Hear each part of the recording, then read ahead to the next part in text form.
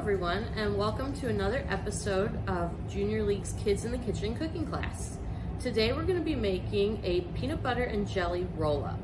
For this recipe, you're going to need flour tortillas, one, and then you're going to also need peanut butter, and you'll need a tablespoon to measure 3 tablespoons of peanut butter, and we'll also need 2 tablespoons of jelly, and then 1 banana.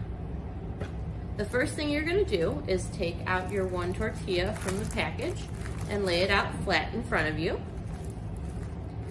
Next, take your favorite kind of peanut butter and you're going to measure out 3 tablespoons.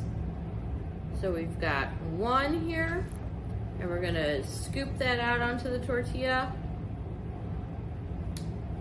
2 tablespoons. And our 3rd tablespoon. And then once you have that scooped out onto your tortilla, we're going to spread it evenly over the entire tortilla.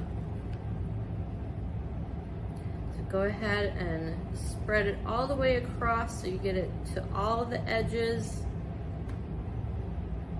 And if you need more peanut butter, you can add as much as you like. But just make sure that you spread it evenly around the entire tortilla. Okay. Now that our peanut butter is on the tortilla, we can go ahead and get the jelly. So we have strawberry jelly, but you can use any flavor that you like.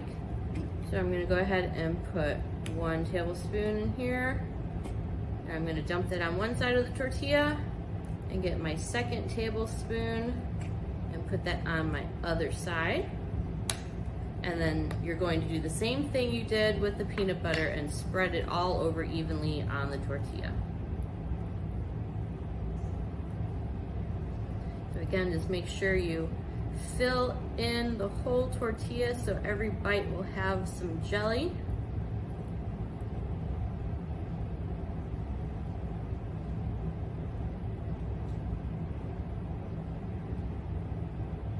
And then the last thing that we need to add to this is our banana.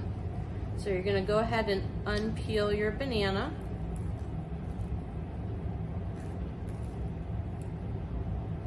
And stick it on one side of your tortilla.